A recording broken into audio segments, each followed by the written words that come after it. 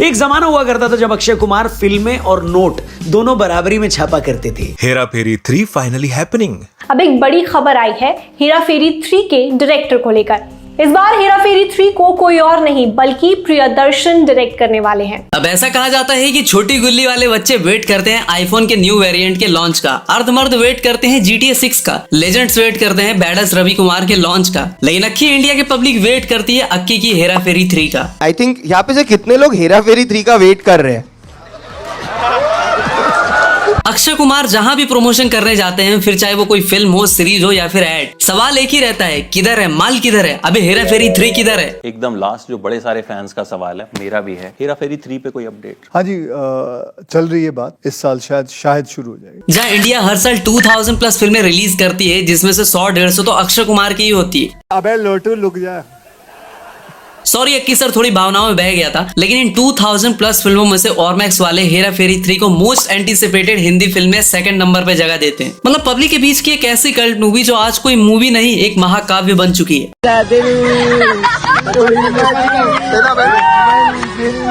हमारी सेट कितना पैसा मांगा था? टोटल 40 लाख।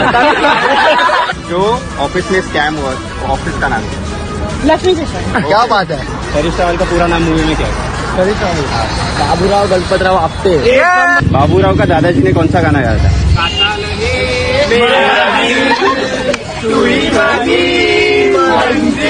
लेकिन ग्रहों की दशा ऐसी बिगड़ी थी कि हेरा फेरी 3 का जनाजा उठते उठते बचा था। जो फिल्म आज से 10 साल पहले रिलीज हो जाती, वो आज तक रिलीज नहीं हो पाती है। लेकिन क्या आप जानते हैं कि ये हेरा फेरी 3 अभी नहीं 2015 से ही शुरू हो चुकी थी। इस फिल्म के राइटर नीरज बोरा जी के देहांत से लेकर अक्षय कुमार का फिल्म से पीछे हट जाना, कार्तिक आर्यन को इस फिल्म का ज्वाइन करना, डायरेक्टर फरहाद नामजी को बना देना, मतलब हम तो दुखी थे, लेकिन हमसे भी ज्यादा बाबूराव और श्याम भी दुखी थे।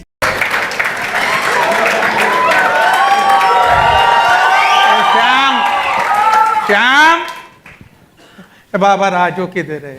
For me also it was an absolute surprise. Yeah. You know that Aki is not doing the film and Karthik is doing the film. At the same time, I also know now that Karthik is doing the film, but he's not playing Raju. तो आज की video काफी special होने वाली है, क्योंकि आज मैं सिर्फ होमवर्क ही नहीं, हेरा फेरी का पूरा सिलेबस चार्ट के आया हूँ।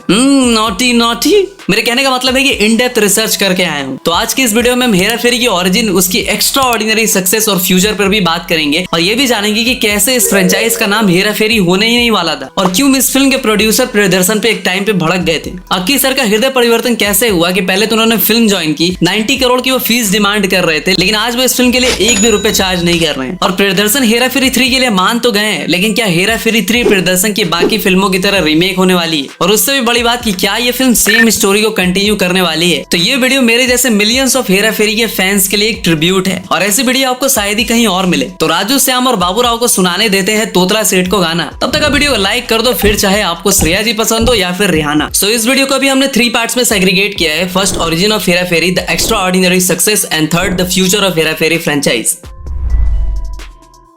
तो देखो, आज फिल्मों और रील्स में कुछ ज्यादा डिफरेंस नहीं होता। रील्स को मेरी उंगलियां सरकाते जाती है और फिल्में खुद सरकते जाती है, लेकिन बिना marketing, PR, social media connections के बावजूद पिछले 21 साल से हेरा फेरी एक ऐसी फ्रेंचाइज है जिसे 60-70s के कवर में लटकी ऑडियंस से लेकर जिम्मेदारियों के नीले गगन के तले तड़प रहे 80s-90s किड या फिर मेरे जैसे जंजी निर्मा की तरह सबकी पसंद हेरा फेरी ही है। अब जैसा कि आप इस वीडियो में भी देख सकते हो कि कितने अरमान मान मान इस गाने पे बीच रास्ते पे कैसे लोग कोल्ड प्ले कॉन्सर्ट से भी ज्यादा एंजॉय कर रहे हैं।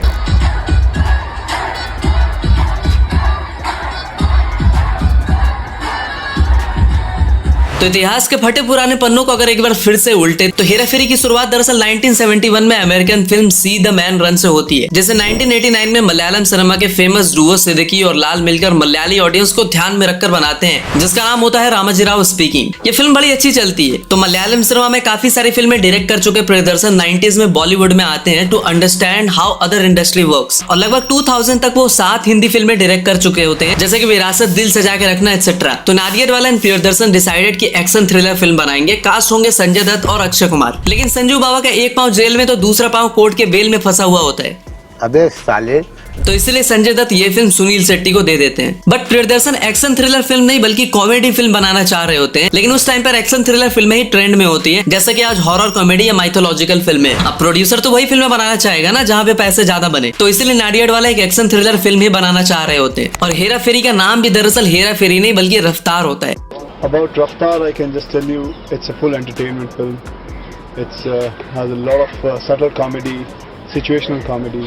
लेकिन प्रियदर्शन अपनी फिल्म की कहानी बाकी कास्ट लाइक अक्षय, सुनील शेट्टी, परेश रावल को सुनाते हैं। फिल्म के कास्ट नाडियाड वालों को कन्विंस कर लेते हैं कि मालिक बनाते हैं ना ये फिल्म, क्योंकि अक्षय कुमार और सुनील शेट्टी सबको कुछ अलग करना होता है। लेकिन इस फिल्म में काफी सारी चीजें प्रियदर्शन के अकॉर्डिंग नहीं होती, जैसे गाना ऐड करना, इसलिए प्रियदर्शन फिल्म के एंड तक दर्शन देना तक बंद कर देते हैं। और जब फिल्म बनकर तैयार होती है तो प्रोड्यूसर को ऐसा लगता है कि भाई ये क्या बवासीर बना दिया, मतलब बिल्कुल हंसी ही नहीं आ रही होती उन्हें। जब हेरा फेरी हम कर रहे थे हमको पता ही नहीं था, हमको लगा था ये फिल्म कर रहे हैं, ये इतनी कॉमेडी है, ये इतनी भी कॉमेडी, वो भी हमको पता भी नहीं था।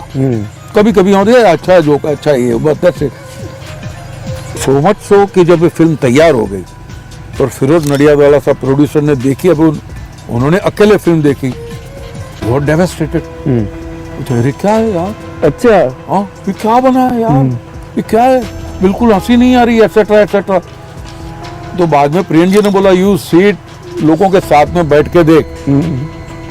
जब उन्होंने देखी लोगों के साथ में बैठ के, पीपल वर फॉलोइंग, तब हम कहा हाँ यार ये फिल्म है।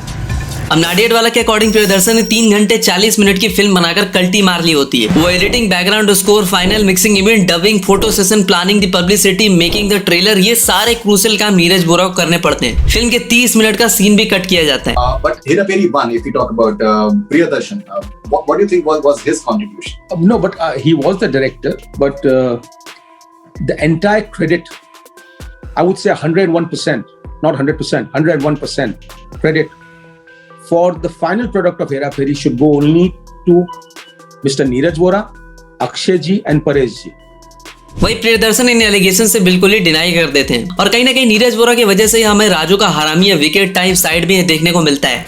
वो कागज तूने चोरी किया ना, तूने चोरी किया ना, हरामी साले। अच्छा तेरे को कुछ लगा वगैरह नहीं, तो फिर इतना जोर से काय को चिल्ला रहा है? स्टाइल है बाबू भैया, राजू का स्टाइल,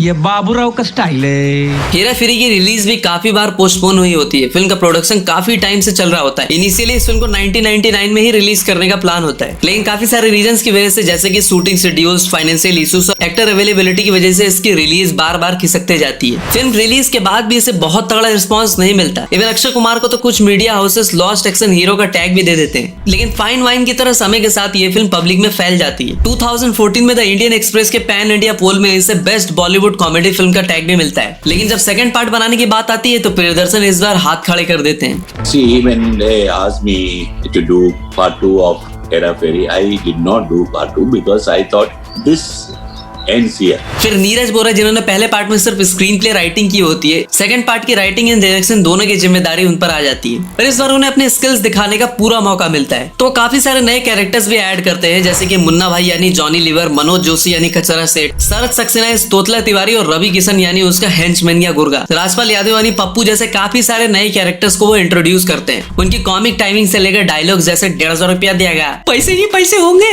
हाँ मालूम है, चल चल अपने बाप को मत सिखा, जोर जोर से बोल के लोगों को स्कीम बताते। मतलब नोटिस करने वाली बात यह है कि सबसे ज्यादा मीम्स फिर हेरा फेरी से ही निकल के आते हैं, और आज भी मेमस की दाल रोटी इसी फिल्म से चलती है। और इन फिल्मों से सिचुएशनल कॉमेडी और comedy is the hidden tragedy को फॉलो करते हुए नीरज बोरा फिर हेरा फेरी को भी कल्ट फिल्म बना देते हैं, और कहीं ना कहीं आगे चलकर ये आशीष चंचलानी, बीबी के वाइन्स भी इन्हीं फिल्मों से इंस्पायर्ड होते हैं। हाँ, तो अब फिल्म की माइंड ब्लोइंग सक्सेस पर बात कर लेते हैं। अब देखो, हेरा फेरी का पहला पार्ट हो या दूसरा पार्ट, ये फिल्म और कुछ नहीं बल्कि सारे कैरेक्टर्स की प्रॉब्लम्स, स्ट्रगल्स को दिखाती है। और मजे की बात पता है क्या है, ये देखकर ही हमें हंसी आती है। श्याम को अपनी माँ और बहन की चिंता होती है, राजू भी अपनी माँ को धोखे में रखता है, बाबू राव को तो कोई होता ही नहीं इस दुनिया में अपना कहने वाला। सेकंड पार्ट में भी राजपाल यादव कैरेक्टर कर्जे में डूबा होता है। और कॉमेडी जॉनर ही एक ऐसा जॉनर है जहाँ जितना इंपॉर्टेंस राइटर डायरेक्टर को होता है, फिल्म की सक्सेस में उतना ही इंपॉर्टेंस एक एक्टर का भी होता है, क्योंकि कॉमिक टाइमिंग मैटर करती है ब्रो। कॉमेडी सबसे डिफिकल्ट है और सबसे कम क्रेडिट कॉमेडी को मिलता है, क्योंकि कॉमेडी पूरा खेल ही टाइमिंग का। डायलॉग जब आपको दिए जाते हैं तो आपका पंक्चुएशन कैसा है, आपका पॉजेस क्या है, आपकी टाइमिंग क्या है, वो अगर और सेंस ऑफ ह्यूमर नहीं है अगर उस एक्टर में, तो वो पुल ऑफ ही नहीं कर पाएगा, और वो पुल ऑफ नहीं कर पाएगा जो आपने लिखा है। तो कई बार ऐसा होता है कि लिखा बहुत कमाल था यार, लेकिन वो स्क्रीन पे नहीं आ पाया, ट्रांसलेट नहीं हुआ वैसे, तो वो एक्टर की वजह से हो जाता है। कॉमेडी में कॉमेडी पूरा निर्भर एक्टर पे होता है। और मुझे नहीं लगता कि अक्षय कुमार से बेहतर कॉमिक टाइमिंग आज तक किसी की हुई है। कॉमेडी के लिए आप किसको आइकॉनिक मानते हैं? अक्षय सर बहुत पीछे गिरते हैं यार, अक्षय सर बहुत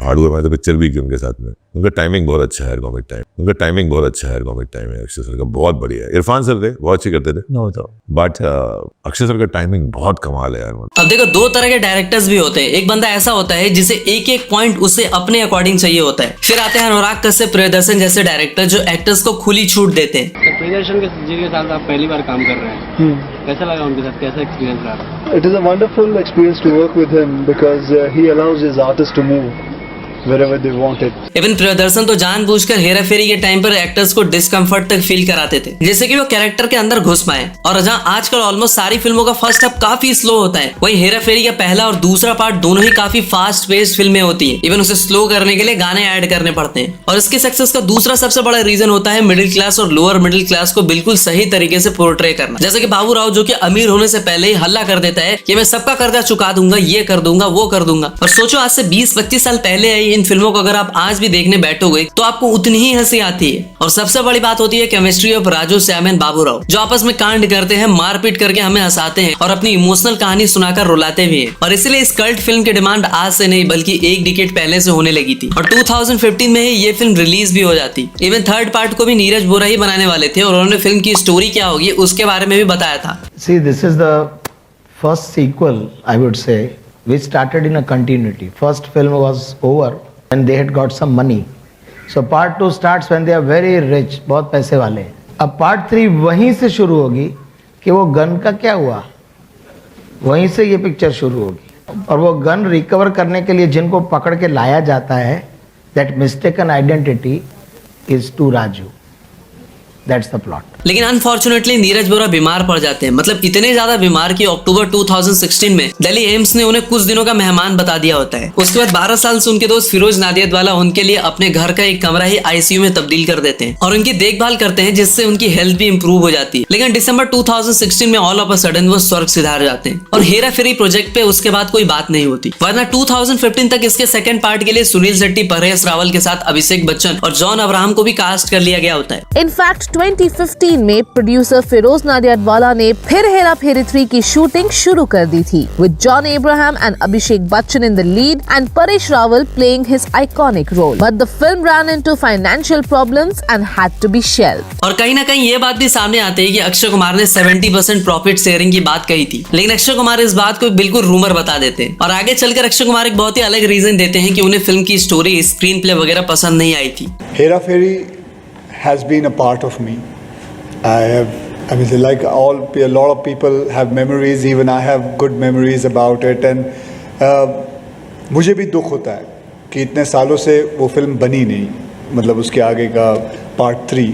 See, the film was offered to me, I was told about it, but the screenplay, script and everything, I was not satisfied, I was not happy with it. लेकिन millions of Hera Pheri fans का दिल तो तब टूट जाता है जब उन्हें पता चलता है कि फिल्म का डायरेक्शन फरहाद सामजी करने वाले हैं और राजू के कैरेक्टर कार्तिक आर्यन को ऑफर हुआ है। For me also it was an absolute surprise. Yeah. You know that Aki is not doing the film and Karthik is doing the film. At the same time, I also know now that Karthik is doing the film, but he's not playing Raju. लेकिन आज हेरा फेरी के सारे पुराने पापी मिल चुके हैं, जहाँ Raju Shyam Babu Rao onboard तो हो ही चुके हैं, ऊपर से प्रियदर्शन ने भी वाइल्ड कार्ड एंट्री मार ली है और अपने बर्थडे पे कंफर्म किया है कि he is willing to do Hera Pheri 3। तो अब थोड़ी सी हेरा फेरी के फ्यूचर पर भी बात कर लेते हैं। तो देखो, देर से ही सही, लेकिन अक्षय कुमार को समझ आया कि हेरा फेरी सिर्फ एक फिल्म नहीं, मिलियंस ऑफ लोगों का इमोशन है। जहां पहले उन पर एलिगेशन लगा था कि उन्होंने 90 करोड़ की फीस डिमांड की थी, तो वहीं उन्होंने सिर्फ फीस माफी नहीं की बल्कि फिल्म को लेकर इरोज इंटरनेशनल के साथ जो 130 करोड़ का राइट्स वाला पंगा चल रहा था उसे भी सॉर्ट आउट किया। ऐसे में अब फिल्म की लाइन पूरी तरह से क्लियर हो चुकी है और हेरा फेरी 3 को लेकर ऐसे भी न्यूज है कि नीरज बोरा ने इसकी आधी स्क्रिप्ट भी लिखी थी। ऐसे में ये तो कंफर्म है कि हेरा फेरी 3 प्रियदर्शन की कभी किसी फिल्म का रीमेक नहीं होने वाली। और अगर बात करें हेरा फेरी 3 कब तक आएगी, तो देखो पिंक बिला के अकॉर्डिंग फिलहाल अक्षय प्रियदर्शन, तब्बू, परेश रावल, राजपाल यादव ये सारे मिलकर हॉरर कॉमेडी फिल्म भूत बंगला पर साथ में काम कर रहे हैं। और इस फिल्म की पोस्ट प्रोडक्शन, एडिटिंग, वीएफएक्स का काम जून 2025 तक पूरा हो जाएगा। उसके बाद 6 मंथ में प्रियदर्शन हेरा फेरी 3 की स्क्रिप्ट फाइनल करेंगे और 6 मंथ की राइटिंग प्री प्रोडक्शन के बाद दिसंबर 2025 में फिल्म की शूटिंग भी स्टार्ट कर दी जाएगी। और makers are planning to release Hera Pheri 3 at the end of 2026, मतलब उस टाइम पर क्रिसमस और न्यू ईयर वाले वीक पर यह फिल्म आ सकती है। ऐसे में अगर फिल्म का एग्जीक्यूशन ठीक रहा तो 1500 करोड़ का वर्ल्ड वाइड कलेक्शन करना इस फिल्म के लिए बड़ी बात नहीं होगी। और हेरा फेरी फ्रेंचाइज के बारे में इतने सारे अमेजिंग फैक्ट्स हैं जो हम आपको इस वीडियो में नहीं बता पाए और जिसे जानकर आप लिटरली शॉक्ड रह जाओगे। तो अगर आप भी हेरा फेरी फ्रेंचाइज पर एक कंप्लीट अमेजिंग फैक्ट्स वाली वीडियो चाहते हो तो कमेंट में डालो हेरा फेरी फैक्ट्स। जस्ट 1500 कमेंट्स का टारगेट रखते हैं और लैडर भाई आ जाएगा एक जबरदस्त सी वीडियो लेकर। तो तब तक के लिए हर हर महादेव।